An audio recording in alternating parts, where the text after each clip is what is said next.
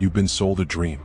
It's a glossy, fast-paced highlight reel of laptops on a beach, 5 a.m. motivational quotes, and financial freedom. They whisper it in YouTube ads and they shout it in TikTok videos. Monetize your passion. Be your own boss. The grind never stops. It's the seductive promise of the side hustle, the golden ticket away from the drudgery of the 9 to 5 and into a life you control. But what if that dream is a nightmare in disguise? What if the side hustle isn't your path to freedom, but a cleverly disguised cage? What if this entire culture of constant productivity isn't designed to make you rich, but to keep you running on a treadmill, exhausted and underpaid, while someone else profits? The hustle culture promised you an empire, but for most people, it just delivers a second, lower-paying job with no benefits and no escape. Let's be real about what a side hustle has become. For millions, it's not a passion project, it's a desperate measure. Back in 2024, a Bankrate survey showed that about a third of American adults had a side hustle, and of those, 36% said they needed that extra income just to pay for basic living expenses. This isn't about building a dream, it's about paying for groceries and covering rent. It's a systemic failure rebranded as empowerment. We're blurring the lines between work and life until they disappear, answering client emails at 10 p.m. and sacrificing our weekends. We've been told that exhaustion is a badge of honor, but it's really just a symptom of a broken system. So, if we're getting more tired, who's actually getting rich?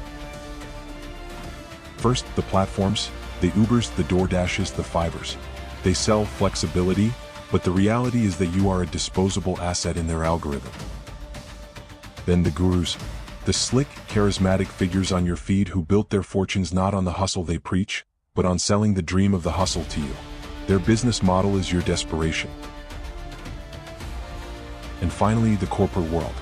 When the workforce is scrambling to patch together a living with gigs, it suppresses the pressure on employers to offer better wages. Hustle culture is a safety valve for systemic stagnation. Beyond the money lies a deeper cost.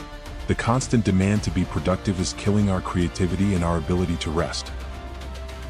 A hobby, once a sanctuary for joy, becomes a source of stress the moment you try to monetize it. What was once for you is now for a customer or an algorithm. We are marinating in perfectionism and constant comparison. Research is clear. Working long hours doesn't make you successful. It makes you burn out. So what's the alternative? Do we give up on ambition? No. We reclaim our intention. The first step is boundaries. A side project isn't evil, but it needs limits. Viciously defend your non-work time. The second step is the radical act of useless hobbies.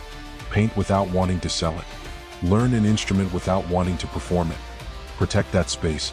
It's an act of resistance against a culture that wants to commodify every part of your existence. True wealth isn't just about money. It's about a wealth of time. It's about mental and physical well-being. It's about the autonomy to build a life that aligns with your values, not your financial obligations.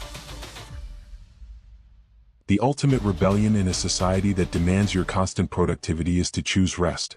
Is to look at the frantic race for more and have the courage to decide that you are already enough. The promise of the side hustle was that it would give you freedom. But true freedom isn't about owning a business, it's about owning your time. And that is a richness no amount of hustling can ever buy. I'll see you in the next one. Don't forget to hit subscribe.